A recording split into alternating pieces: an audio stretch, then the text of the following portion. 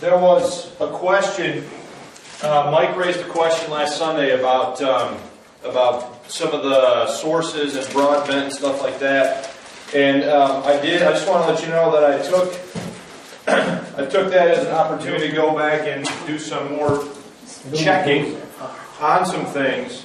And all of the I looked at the end of the chapter that Broadbent did, and I looked at what he used as his sources, and I actually found all of them on the internet. So then from there, I source checked what he was saying and where he was getting his information from, and it's opposite of what this guy's saying in this book that you gave me. So it appears to me that there is, amongst, if you want to call it the scholars, or whatever term you want to use for it, that there is a diversity of opinion about the true nature of the Waldensians. And there are some that view it the way that I explained it to you last Sunday, and there are others that view it differently. But anyway, I say that to let you know that I've linked up to all those sources. You can go back and read them yourself. You brought up a question about the Bishop of Turin and whether or not what Broadbent was saying was accurate and stuff like that. Remember that question that you brought up, Mike? You can go back into the sources and read. You can read Claude of Turin in English, and then it goes back to Latin, and the guy has all the stuff right there of what this guy actually said in the primary source. So I have no reason to question at this point whether or not Broadbent was playing fast and loose with the sources. So anyway, I just mentioned that to you. I have a few more things, Mike, that I just wanted to share with you, but we'll do that when this is over. But all that stuff is on the internet. I actually found, even when I was doing that, one of Broadbent's sources was German. It was a German book, and I actually found it. I can't read it because I can't read German, but it's amazing to me how much of this stuff you can actually run down if you know where and how to look for it to find the actual materials. Okay. Chapter 25, the Christian Middle Ages, the internal history of the Catholic Church. The last 3 Sundays we've been studying groups that were never a part of the Catholic Church, that stood against the Catholic Church for various reasons. We talked about the Paulicians, we talked about the Bogomils, we talked about the Cathars, the Cathari, and last Sunday we talked about the Waldensians. Now there are a few other groups that we could mention, but it's going to essentially be the same story that we've been telling for the last 3 weeks. Okay? So, for the sake of time and expediency of moving forward with the information, I've decided that if you're interested in those things, you can look at them yourself. Now, we are going to talk specifically, probably in about 2 weeks, about John Wycliffe and John Huss and some of those groups as forerunners of the Protestant, what happened with the Protestant Reformation. So anyway, we're going to go back today to looking at some things regarding the internal history of the Catholic Church. All right. Now, when we were last here 3 or 4 weeks ago, okay, when we last studied this, we looked at the coronation of Charlemagne by the Pope. You remember that? How the Pope crowned Charlemagne Emperor of the Holy Roman Empire. We looked at Charlemagne's church-sanctioned campaign of terror against the Saxons and other groups in Europe. We talked about the Viking invasions and the emergence of feudalism, and how the emergence of feudalism and this decentralized power structure in Europe increased the power of the popes and the power of the papacy throughout the Middle Ages. And furthermore, we considered how the lack of centralized government during the Middle Ages caused the power of the papacy to increase. Okay? So, 4 weeks ago, when we were last looking at the church, that's what we saw. So hopefully you remember that. Hopefully you were here and you recall that. If you don't, well, you have to go back and watch the class because I'm not going to repeat all of it at this point, okay? But Charlemagne, folks, was not the only king to receive a crown from the Pope during the Middle Ages, all right? Other kings are going to be crowned, and more kings than just the ones that I have listed here, okay? But Louis the Pious was coronated by Pope Stephen IV at Reims, okay? Pope Stephen is reported to have said the following at the coronation: "O Christian ruler of the empire of the world and master of the ages, you have willed that, notice, Rome be the head of the earthly globe. Grant our prayers." Okay? So again, are these guys, their estimation of their power and authority has gone way beyond now just being the head of a church. Okay?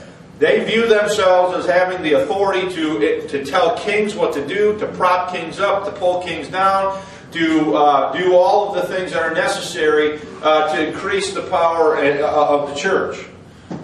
Louis II in 850 and Charles the Bald in 875 were also crowned by different popes. Okay, so different kings. There's more that we could include, but I don't want to get too bogged down in that. I just want you to see that this whole idea of the Pope being able to coronate or crown Charlemagne and having him viewing himself as having the authority to do so did not stop there. It happened multiple successive times throughout the Middle Ages where the popes are intervening in the, if you want to call it in the secular power structures to prop up the leadership that they wish to have to see in power. Okay? Yeah.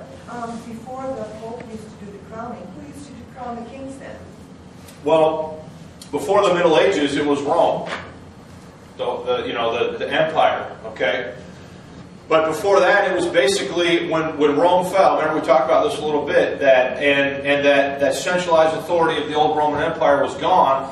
What you were left with was essentially a series of warlords with little tribes of warriors who basically went and duked it out with each other to see who would be the next. And that's how. What's the guy's name now? Pepin. And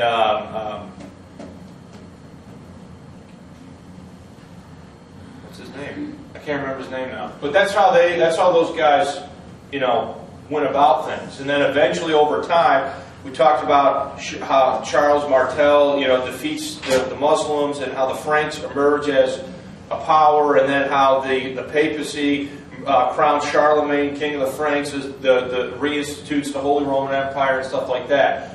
Now, certainly not all the kings and kingdoms and so forth are having this happen, but any of them that Rome feels it has enough authority to tell them what to do, they're not hesitating to do that sort of thing. Okay? Now, over time, though, through a matrix of complex circumstances, secular authorities challenge the power of the church. Okay? Now, do these kings like the Pope telling them what to do? No. Okay? But they view themselves, we talked about 4 weeks ago about excommunication and interdiction and what those things meant, and how the popes would use them to coerce people into doing what they wanted them to do. But over time, through a matrix of complex circumstances, secular authorities challenge the power of the church by seeking to appoint their own clergy. Okay? A process known as lay investiture. In addition, many church positions were being sold through a practice known as simony.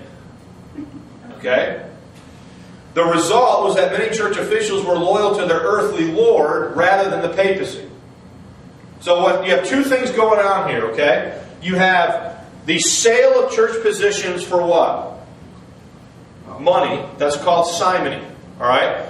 So kings were seeking to grow their own power and authority against the church in some cases by selling church positions or appointing those who would serve as bishops or fulfill these offices within the church. Okay? Now, if you're a Catholic Pope, is that acceptable? No, because in your mind, who should be the only one that determines who fills these positions? You do. You and the church. Okay? So, over time, a series of things happens. And then you're going to have, if you read the church history books, that what they're going to do is they're going to talk about a series of reforming popes. Okay? Well, don't get confused by that, because when they say reforming, what they're trying to do is not like change the church for the better. They're trying to make sure that the church continues to consolidate and hold on to power. Okay? So, through a series of reforming popes attempted to tackle the problem. Matthew A. Price and Michael Collins, authors of The Story of Christianity, 2,000 Years of Faith, offer the following explanation. Primarily, they wish to end the buying and selling of church offices and to see bishops and abbots elected by their clergy or monks, not appointed by lay lords. Okay? At the same time, they wanted the clergy to be outside the jurisdiction of a secular court so that the lay lords, who often controlled the courts, could not use them to coerce clergy. So the reason they don't want that process to continue is because the lords and kings, through lay investiture and selling of offices for money, are now controlling what these bishops are doing, and is that okay with the church? But that's not okay, okay? So they also tried to enforce clerical celibacy, which was still widely being flaunted, with married clergy sometimes treating their offices as hereditary positions. So you have a few things here, okay? You have, number one, the issue of simony, the selling of church positions. You have, number two, the issue of lay investiture. Who has the authority to appoint bishops, okay? And number three, you have the issue that much of the clergy was not following the Catholic mandate to remain celibate. And so they were fathering children, in some cases openly getting married. If not, they were fathering children, and then they thought that it was up, that they could then pass on their seat of authority to their children like anybody else would pass on any other kind of inheritance or whatever. And so from the eyes of the popes looking at this, all that stuff has to be reformed. Okay? Well, how do you reform it? How do you reform it if you're a pope? You take the power of the king, you remove from the kings the power to appoint bishops, right? You enforce your church teaching and doctrine as far as the celibacy of the clergy, and you ban and outlaw simony. That's essentially how you do it. Okay? Now, all of these campaigns reached a peak when Cardinal Hildebrand took the papal throne as Gregory VII in 1073. He brought papal claims to a new level, declaring that no one on earth had jurisdiction over the papacy, while popes could depose even emperors.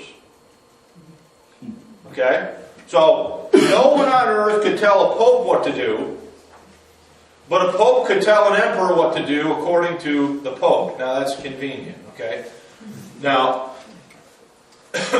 Jonathan Hill, author of Zondervan Handbook to the History of Christianity, elaborates further on Gregory's papal decree in 1075.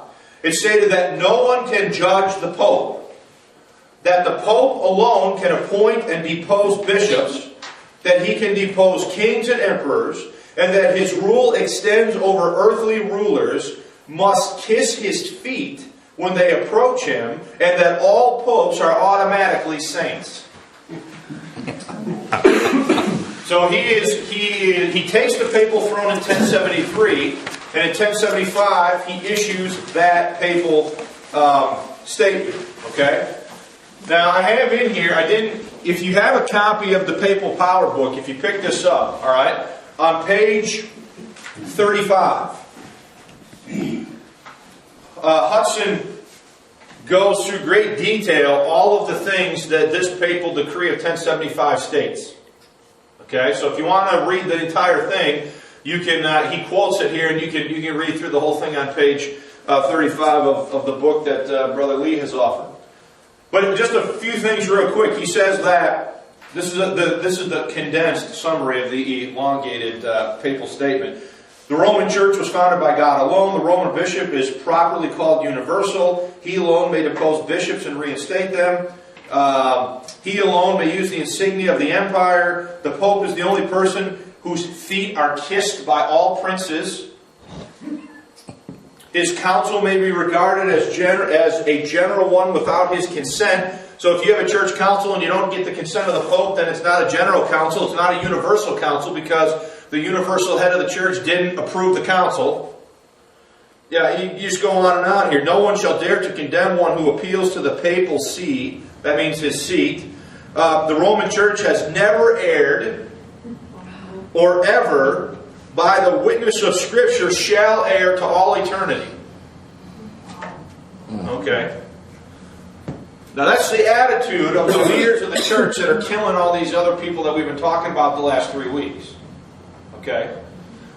So, Gregory's pronouncements were also a declaration of war against the practice of investiture, whereby secular rulers appointed bishops and abbots. All right?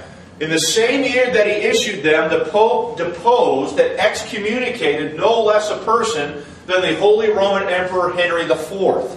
Okay? For trying to overrule the papal choice for the Bishop of Milan. So understand what's going on here. He issues this decree and says he alone has the power to do what? Appoint bishops. He can depose emperors. He can do all these things. And the church never errs and all this sort of stuff that we just went over. Okay? And so when he issues this decree, Henry IV does not agree that whoever he put in there as Bishop of Milan should be Bishop of Milan. So the Pope excommunicates him. All right? And deposes him as the emperor. Now, Gregory is going to be summoned to Rome to explain his conduct here. And Henry's answer was to convene in 1076 a synod of German bishops that declared Gregory a usurper and unfit to occupy the Roman see. So understand, the emperor calls together his own church meeting and gets these guys to declare the Pope to be what? A counterfeit, or not the rightful heir of the papal see. So is this guy going to go toe to toe here with the Pope over this issue? Okay. Now, wherefore henceforth we renounce now and for the future all obedience to thee. This is his statement to the Pope. In retaliation, Gregory excommunicated Henry and deposed him, absolving his subjects from the oaths of allegiance. So do you have a real sort of a church battle going on with this? Okay?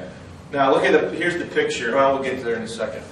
At last, driven to make peace with the Holy Father by a revolt among the German nobles, Henry appeared before Gregory in January 1077 at Canossa, a castle in the mountains of Italy. Dressed as a penitent, the emperor stood barefoot in the snow for 3 days and begged forgiveness until, in Gregory's words, we loosed the chain of anathema and at length received him into the lap of Holy Mother Church. And Gregory goes in and kisses the Pope's feet. Henry, sorry. He goes in and kisses Pope Gregory's feet, and all is now forgiven. The anathema, the bowl of excommunication is removed, and now he is accepted back into the church because he has done what who wanted him to do? The Pope. Okay? Any questions about any of this? It just shows you how much they really believe that salvation will suit the church. I mean, he's that big of a foot kisser after all that, you know. Man. So this is a king actually doing what the papal statement said he should do. And the Pope had the authority and the power to capitulate him to do it. Okay? Now, the problem of lay investiture was not really settled until 1122 by the compromise known as the Concordant of Worms. The church maintained the right to elect, holder of an ecclesiastical office, but only in the presence of the emperor or his representative. So they do eventually come to somewhat of an agreement here, but who still maintained the power to appoint the bishop? The Pope did. Okay? Yeah. What is lay investiture? Lay means non-clergy. Yeah. Investiture means it's coming from a Latin word which means to invest with power. Okay, so lay investiture, is a secular non-church person appointing somebody to be a bishop or an abbot or some church position. Yeah. Okay. Any questions about this? Okay. The theory of the two swords. About 100 years after Gregory VII, the papal throne was occupied by a man who must rank among the greatest of the medieval popes, and that's Innocent III. It's funny that he's called Innocent, but it was during his time that the theory of the two swords took definite root in Western Christendom. Bernard of Clairvaux, I think is how you say it, expressed the theory as follows. The two swords belong to St. Peter. One, the spiritual sword, is in his hands. The other, the temporal sword, is at his command whenever it is necessary to what? So what is he saying? It's necessary to use the sword. And so who can yield the power of the sword as well as the power of the spiritual realm? The Pope. So what you're seeing here now is a formal statement being adopted by the church and the papacy about their power, that with a whole sort of philosophical explanation to go along with it, and it's called the theory of the two swords. Now, the theory of the two swords, the one temporal, the other spiritual, was based upon the Gospel of Luke. Why don't you go to Luke chapter 22.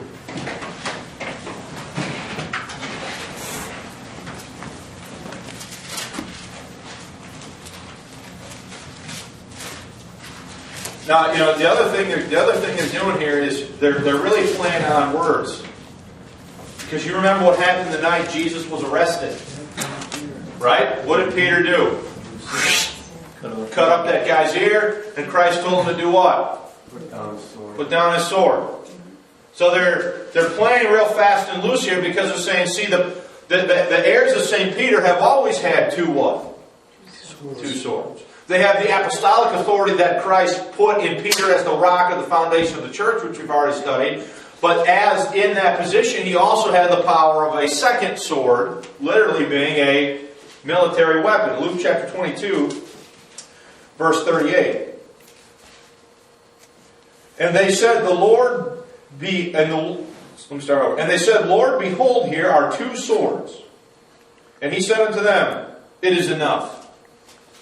So based on that verse, they come up with this whole philosophical argument, theological philosophical argument about the popes having the authority of two what? Swords. So the combination of that verse and the story about what Peter did, they are then using it as a justification for this whole teaching and doctrine about the true power and authority of the Pope not just being spiritual, but also being what? Temporal or political. Okay? In the letter, this is some Latin stuff here, Innocent clearly differentiates between spiritual and secular powers, leaving no doubt that the spiritual is supreme. Listen to this. He used the analogy of the sun and the moon. The former represented the pontifical authority and the latter the royal. So the sun represents the authority of the Pope and the moon represents a temporal authority, if you're following the illustration. Okay? In the Detritel, whatever that Latin phrase is, the argument for the temporal power being subservient to that of the spiritual rests on the claim that the very right and power of the emperor comes from the apostolic see. In other words, the reason why any king has any authority is because the Pope allows them to wield it. Okay? If the Pope does not agree, if the Pope does not like that person, they are well within their right and within their means to just tell them what? No, you're done. And depose them and so forth. Innocence assertion, now here's where the history comes in, is historically rooted in the coronation of Charlemagne by the Pope. In one of his sermons on the meeting of pontifical consecration, Innocent declared, I have obtained from Peter the mitre for my priesthood, and the crown for my royalty. He has made me vicar of him, upon whose vesture is written King of Kings and Lord of Lords. Now look, I just want to digress for a second. Innocent is one of the popes that issues forth commands and orders to kill the Waldensians and other groups. Now, look, if that guy there thinks you're a heretic, there's probably a pretty good chance that you're not. Okay? If that guy there can stand up and preach that he's the King of Kings and Lord of Lords and the representative of Christ on earth and all the junk that he's saying here, and he calls you a heretic and unleashes the Inquisition and does all this stuff to go, all the things we've been studying the last 2-3 weeks, it's pretty clear to me that I'm going to say that my first inclination, just based on that alone, is that the group or whoever he's calling a heretic, if you're looking at who's calling him a heretic, probably isn't even half as heretical as that guy. Okay?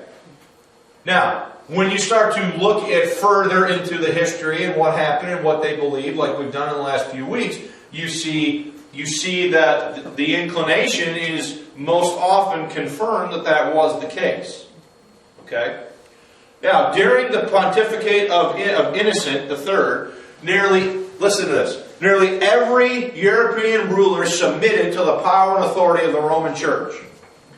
If judged necessary, the papacy could find some legitimate spiritual justification for intervention in almost every public event. If they could find some reason why they should intervene if they thought they needed to. Okay?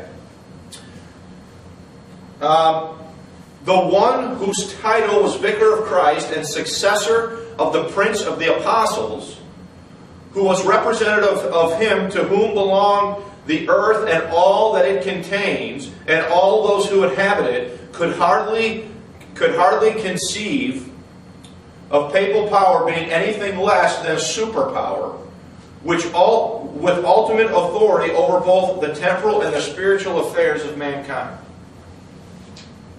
Okay?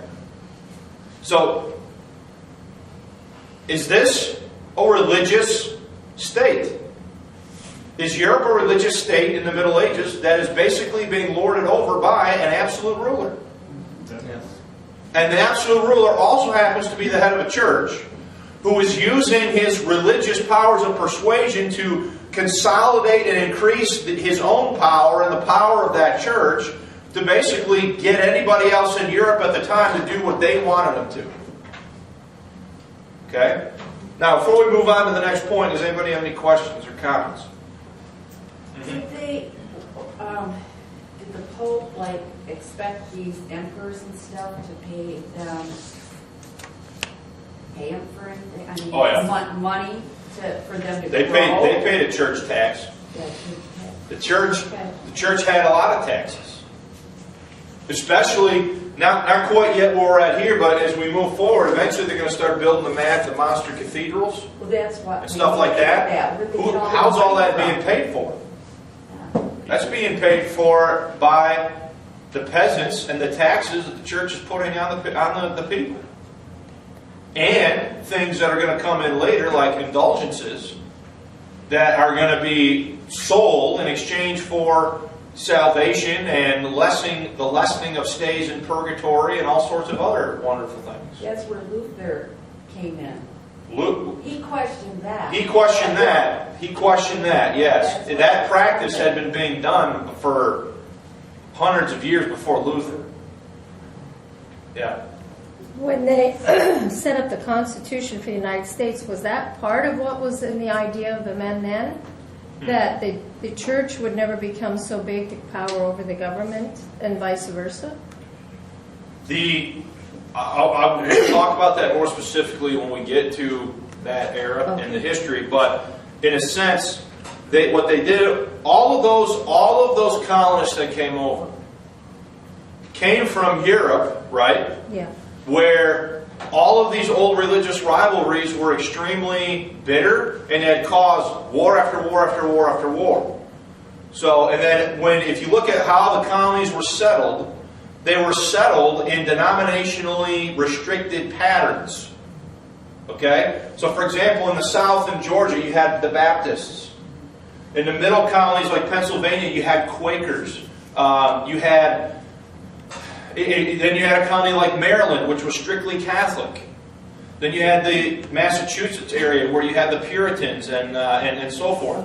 So when all of these groups began to identify themselves as American, as a common group, then one of the big questions that came up was, well, what are we going to do about the religion? Do we want to have a state religion or not? And so that's where the whole idea came from, that, well, no, we don't really want that, because that's one of the reasons why we came over here to begin with, is to get away from all that stuff. So that's a quick answer to your question, I think. Any other questions or comments? Sounds like a one world government way back then. Yes. Look, when the book of Revelation 17 says that she ruled, remember we go to Revelation 17. When it says some of these things, there are...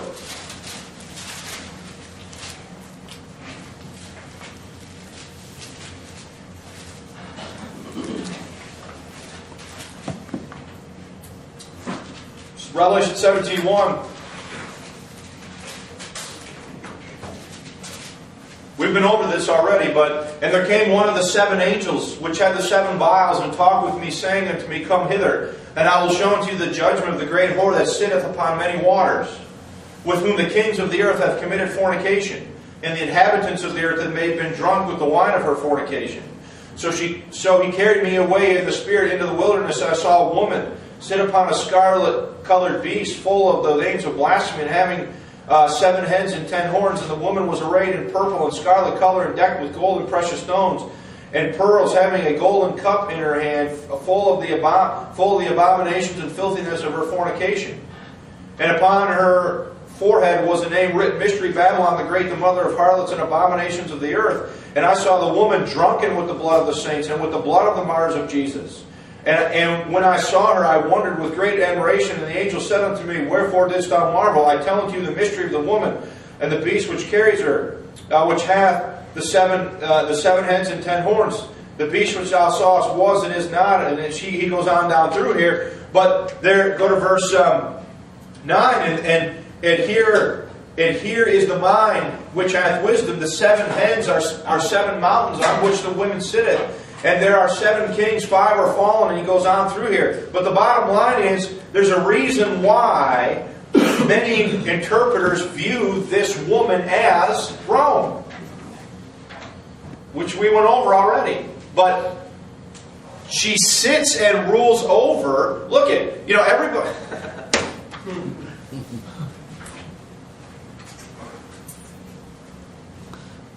Couldn't it be Babylon, though? This church state that we're talking about here, that has this kind of a power and this kind of authority, is every bit authoritative, authoritarian, dictatorial as Stalin's Soviet Union, as Hitler's Germany, as any of it. And they killed more people than any of those regimes combined. Okay?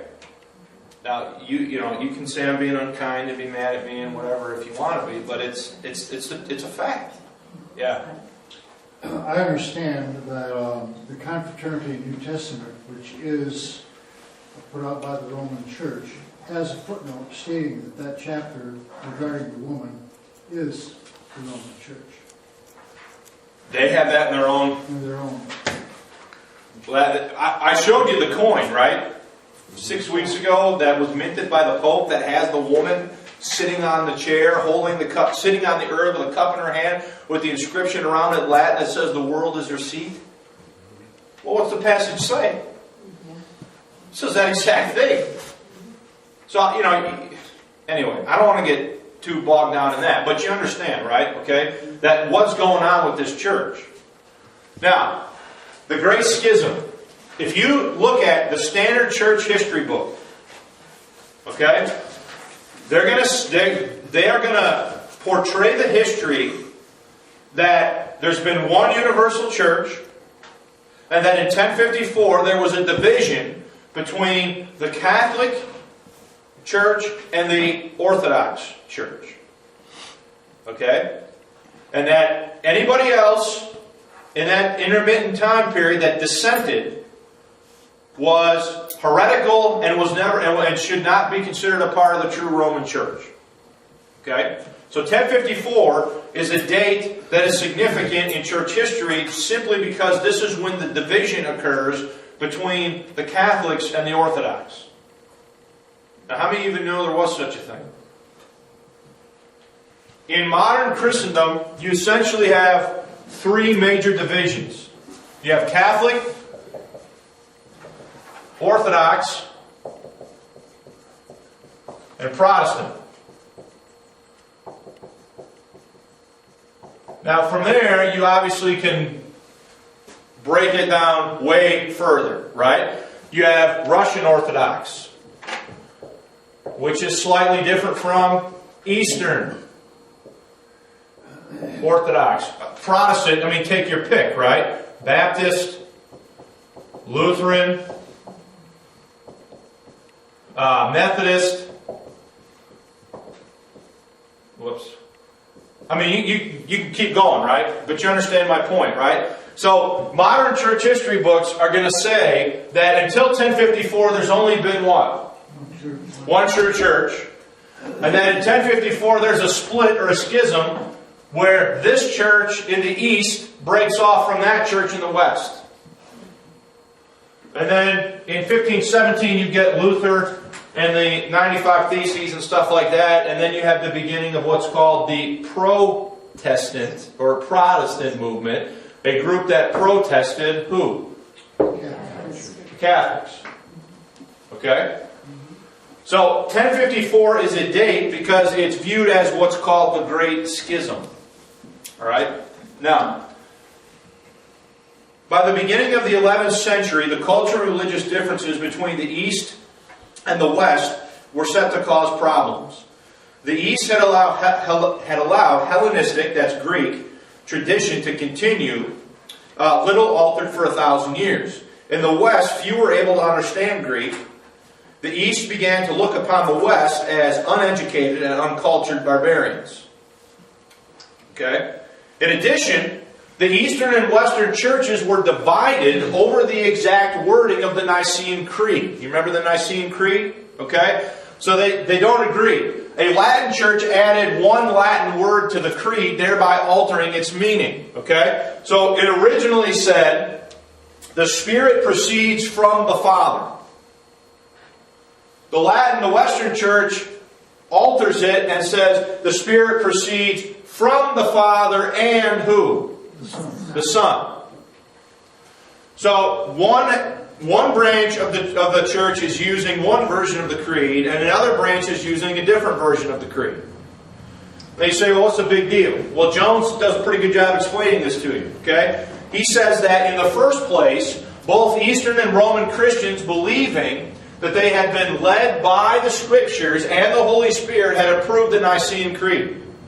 At the councils of Ephesus and Chalcedon, they had committed themselves never to change the creed. So there's a problem of order here in the minds of the Eastern Church, where when the creed was originally written, they agreed that the creed would never be what? Change. But here you are now moving, a few hundred years through the history, and now one group is using one version, the other group is using a different version. Now, you see why you don't want to get too messed up in the creeds? Because if you take the creeds as your authority and not the Word of God, then you're going to have to start arguing about, well, who's changing the creed? Okay? This doesn't seem like a great big issue. I mean, I can't figure it out. I mean, I wouldn't say one is right and one is wrong. This is one issue amongst many. Okay? Both groups agree, now you pay attention to that pretty close, okay? Both groups agree that God is one being in three persons. Yet each group envisioned the Trinity differently. Roman theologians believe that the divine dwelt equally in the Father, Son, and Spirit. According to Eastern thinkers, one being can dwell in only one person. In their view, divinity dwells only in the Father. The Father shares the divine being with the Son and the Spirit. This does not, however, decrease the deity of the Son or the Spirit. So what you're really into now is a bunch of philosophical, theological wrangling of words. Okay? As a result, Eastern Christians could state the Spirit proceeds from the Father through the Son, but they cannot confess that the Spirit proceeds from the Father and the Son. If the Spirit arose from the Father and the Son would be sharing divine being, which could come only from God the Father with the Holy Spirit, according to the Eastern churches. Now, if you read that and you're like, what? Yeah. Okay? Don't feel like you're alone. Okay?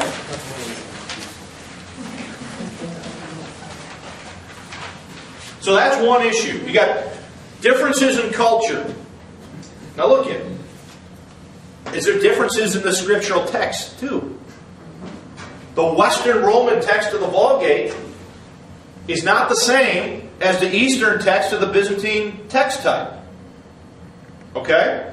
So you've got differences in the way that the groups are functioning culturally. Then you have this creedal issue of the dispute over how the creed should read and all the theological junk that came from that. But then in 867, Photius, however you say it, the Bishop of Constantinople in the Eastern Empire, denounced and added the phrase. 5 years later, denounced the added phrase. 5 years later, the Pope offered to drop "and the Son" from the Nicene Creed. But there was a condition.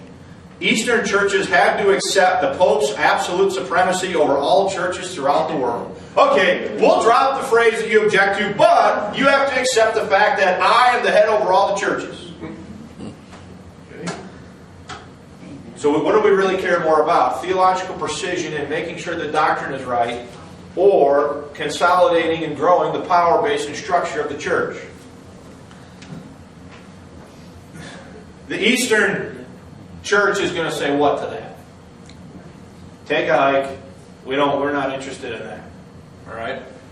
In 1084, Pope Leo IX sparked a clash with Byzantium by asserting his spiritual authority, holding a synod to reform the Sicilian church, and appointing a new archbishop of Sicily. Okay? Now, he was met with furious opposition by the Patriarch of Constantinople, Michael Curieris, who was perhaps encouraged by the Emperor of the East. What he does is, in retaliation for the Pope's refusal to cooperate, ordered the closure of Western churches in Constantinople and expelled the clergy. So now you got a church fight on your hand, right? So in the eastern portion, they order all the Western Roman churches that are there closed and refuse them or forbade them from worshiping in the Roman manner in the east. Okay? So, the Pope as the head of the church, he's got to do something, right? So Leo sent envoys to Constantinople in an attempt to restore peace, led by the Pope's friend Cardinal Hubert de Sevilla Candina. Before leaving Rome, Humbert drafted a papal bull of excommunication, and on July 16, 1054, he marched into the Church of Holy Wisdom in Constantinople during the Eucharist and slammed the bull of excommunication on the altar and walked out of the church. Oh yeah, you're going to close our churches? Take that. Walks up. Jones reports that the papal bull cited the following errors in the Eastern Church as justification for their excommunication. Allowed priests to marry. That is true. They weren't allowing priests to marry. Okay? But the Roman Church had done the same thing for several centuries, which we talked about earlier in this lesson. Number 2, refused to recognize baptisms performed in Roman churches. Scandalous. 3, had deleted "and the Son" from the Nicene Creed, which is completely opposite from the truth. They had added it. Okay, so these are the reasons why they're justified in excommunicating the whole Eastern Church.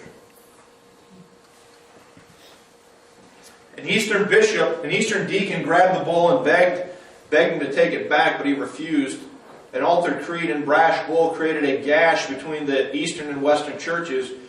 The Crusades would deliver a third strike, thereby making the break complete. Now at that point, things probably could have been resolved.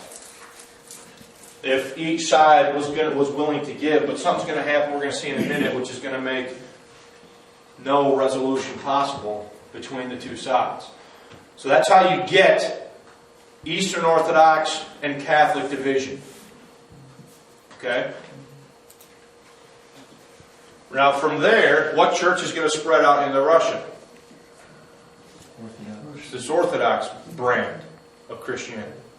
So how are you going to get the Russian Orthodox Church? Okay? That Eastern Orthodox mentality is going to, that's why it's located more in those areas of the world around Old Constantinople. All the Stan countries, Turkmenistan, Uzbekistan, a lot of those old Soviet bloc countries are either Russian Orthodox or Eastern Orthodox if they're not Muslim. They're not Roman Catholic in the Western sense because of that split in 1054. Okay? Now, so here's what we end up with. All these areas over here in red, these are the Catholic-controlled areas. These regions in blue, up here into Russia, the Slavic principalities and so forth, and eventually this area in here is all going to become predominantly Orthodox. Alright? Questions about that? Which side does our Bible and stuff come into from the The manuscripts that our Bible are taken from are definitely more from this area here. from the Byzantium, from the Balkans, from this area here. It's where the majority of those manuscripts are going to originate from. See, now here's what they do. Okay? The majority of the manuscripts back up the reading of what? The King James. So they play a trick. So what they then do is they divide the manuscripts, that's what MSS means, into families. Okay? And if you read what they have to say, they'll talk about the Western family. They'll talk about the what's the other one called? The Alexandrian family, and so forth. And then they'll talk about the Byzantine or the Eastern family. And so instead of giving the priority witness to the majority of the manuscripts, what they do is they give the primary witness to the majority of the families. You see how sneaky they are? These two families here have something like 75 manuscripts in them. This family here has probably some 5,000 plus manuscripts in it. You see what they do? They escape the majority here by dividing them into families and saying, well, if more families outweigh one family, then that's where the true text is. You see what it's the same fundamental argument that started the French Revolution.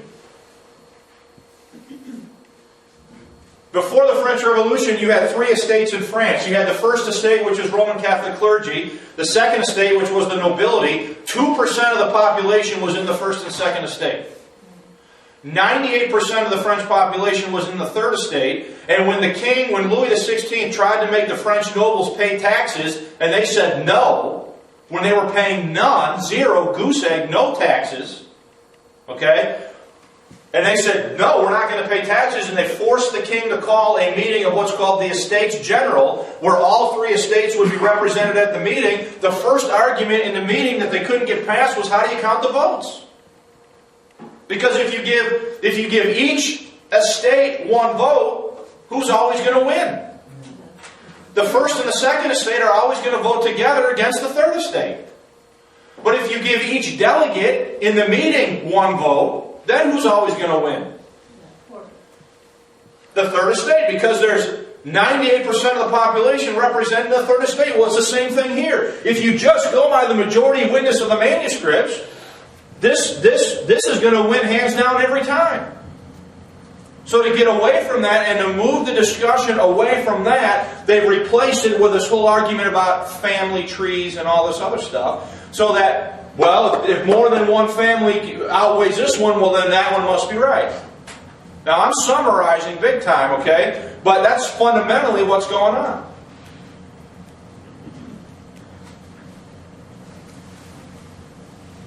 Okay. The Crusades. I don't know if we're going to get done with this.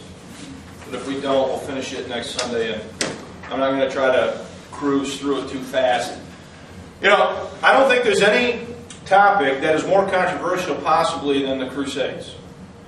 Because the average non-believer will always say, well, I can't believe in a religion that would do something like the Crusades. You ever heard that before? That's just a smart aleck answer. The people that are running the Crusades are not Bible-believing Christians. They are papists doing what the Pope tells them to do. That's it. Look, if you want to think I'm unkind or whatever, you can go ahead and think that, but that's what happened. Okay? Many medieval people believed that they could prove their desire to turn from sin by going on a pilgrimage. Imagine having that idea of justification. Having to prove yourself to God by going on a pilgrimage. The supreme pilgrimage led to Jerusalem. To impede a pilgrim's journey was, from the medieval church's perspective, to imperil a person's salvation. Since 638 AD, Muslims had controlled Jerusalem and all the roads that led to the city. On the road to Jerusalem, Muslim converts, Turks, began to force Christian pilgrims to pay vast tariffs or taxes to get into the city. Okay? Now, in 1093, Byzantine Emperor Alexius Comnenus sent an appeal to Robert, Count of Flanders, asking for his help against the Muslim Turks who were threatening to conquer Constantinople. Alright? The appeal read, "Come then with all your people and give battle with all your strength, so that all this treasure shall not fall into the hands of the Turks.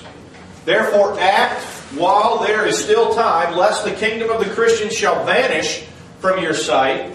What is more important than the holy? What is more important? The holy sepulchre shall vanish, and in coming you will find your reward in heaven. And if you do not come, God will condemn you."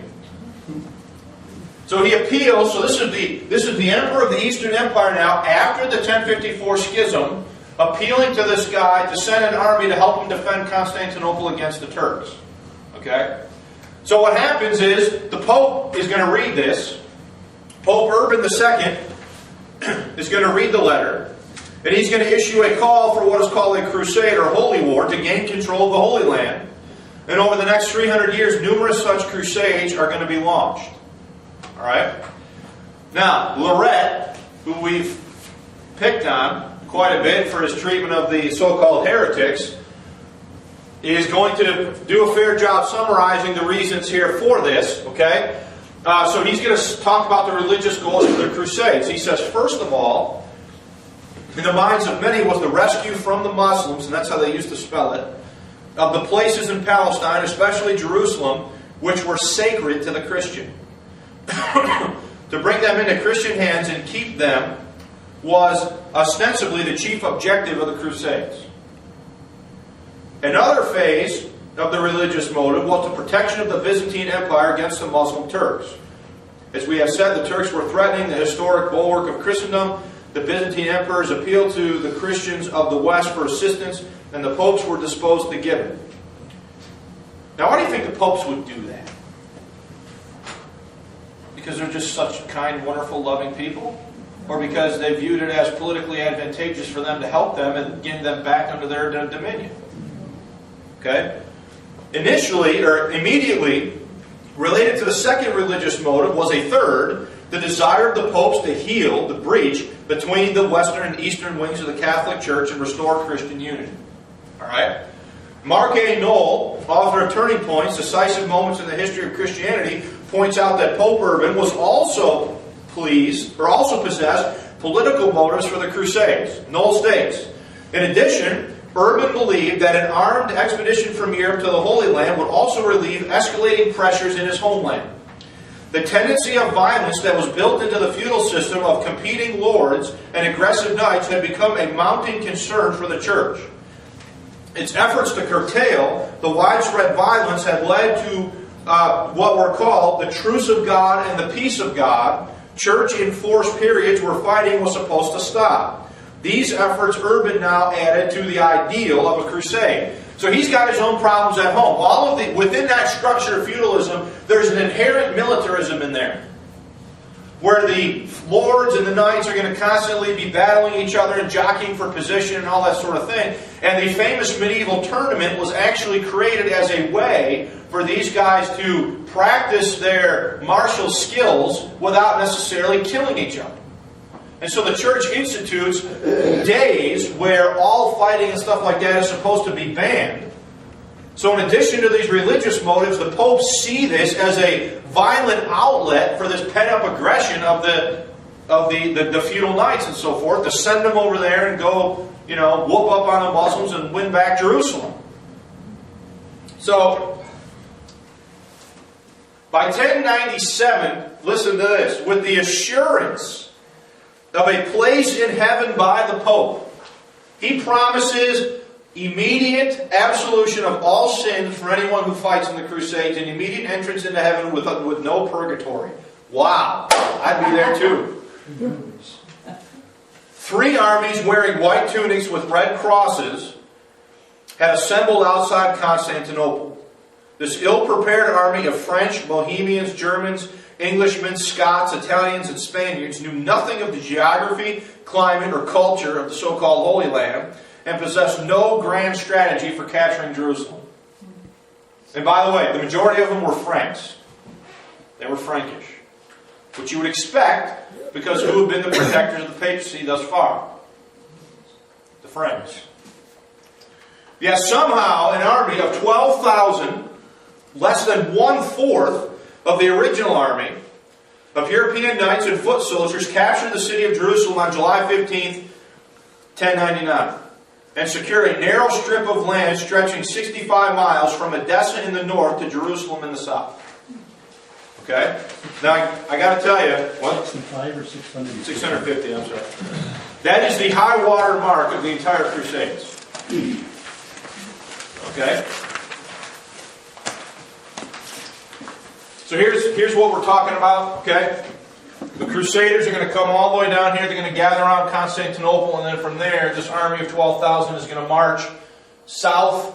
And this strip here, I think I got it on the next slide, this strip is essentially the kingdom called the four.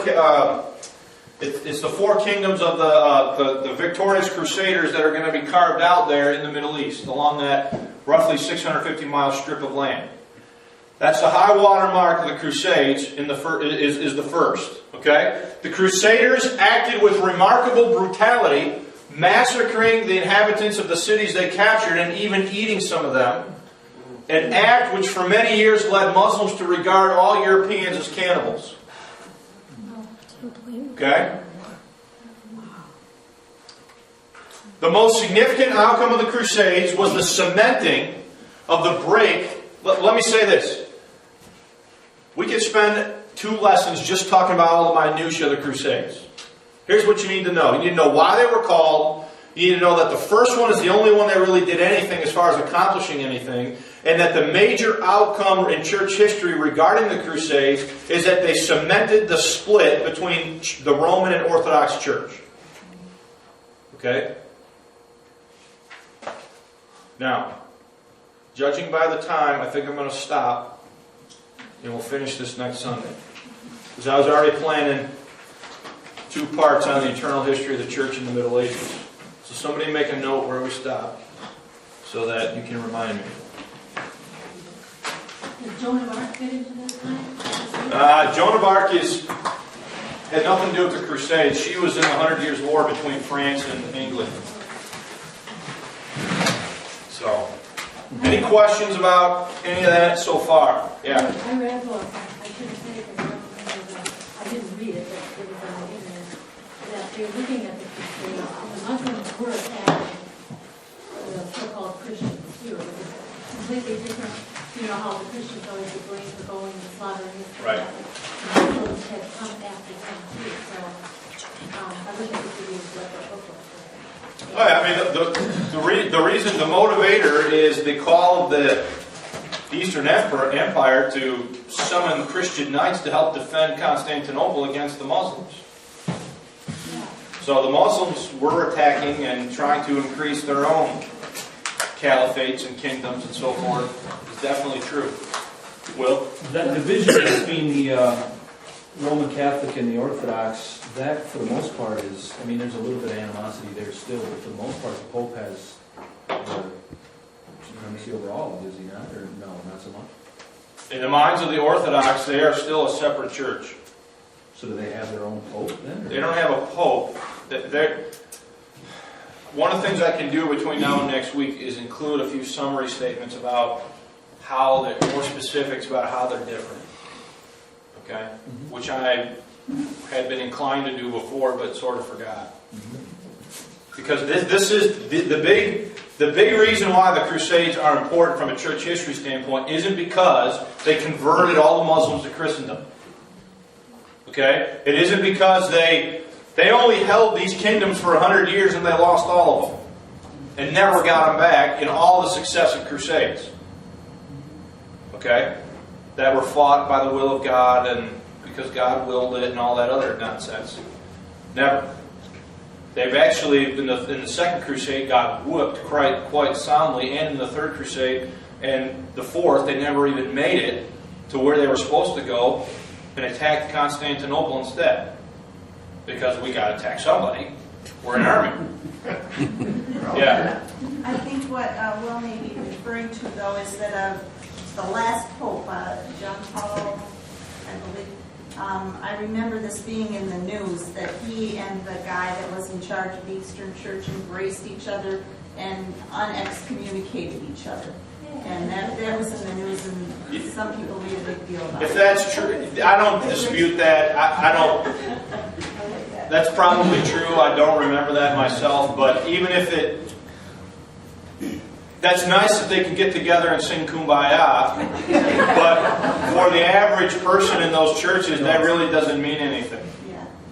Because the traditions that they have instilled within those two different branches of Christendom are just so different now because of what happened, 1,500 years ago. Just another thing in the paper this week, I don't know if anybody saw it, but the Pope has forgiven the Jewish people for killing the Lord. Well, I read that. Yeah. This Pope Benedict, I think is his name. I have it printed out at home. I read that thing. It's a book that's coming out in the middle of this month that Benedict wrote, and he actually, from the quote I read, he's pretty much states that the church has wrongly interpreted the scriptures all along, and that the blood of Christ does not cry out for vengeance, but is for forgiveness. I have. That's the one thing that they quoted. The book has not yet been released, but some people have read pre-release copies. Will somebody read it and tell me what it's about? Rob Yeah. Bell, too. Somebody read it, tell me what it's all about. Which one? Rob Bell. It's nice for the Pope to say that, but unless he's going to say that there's no salvation in the sacraments and that they're not a means of grace and all the other things that are official canonized teaching of the church, what does it really mean? Well, what I think is significant about it is that he is saying that the church made mistakes, and that kind of changes their doctrine. I disagree. You don't think that No, he's saying he that? says that all the time about certain things. And then they go right off the Roman Catholic. Yeah. But that it seems to me that would eventually affect their canon law to some extent. It would if they called a council and changed it. So if he's really serious... Well, this article I read said that this statement had been made at a council a few years ago, but that most Before he Roman was Catholics... no, I don't think it was before before he was Pope, Okay. at a council a few years ago, and that most Roman Catholics, however, do not read what the councils write, and that the Pope actually writing a book, they'll read that, and it will trickle down into their understanding of things better. That's what I don't dispute that. That's probably true. I can pretty much guarantee you that the average Catholic's not sitting down with canon law and saying, what did the Fifth Lateran Council say? Yeah, but they'll read the Pope's book. Right, because it's the Pope. I can bring the article in next week. I can Yeah. get it out. All right. Yeah. What if Constantinople today? Istanbul.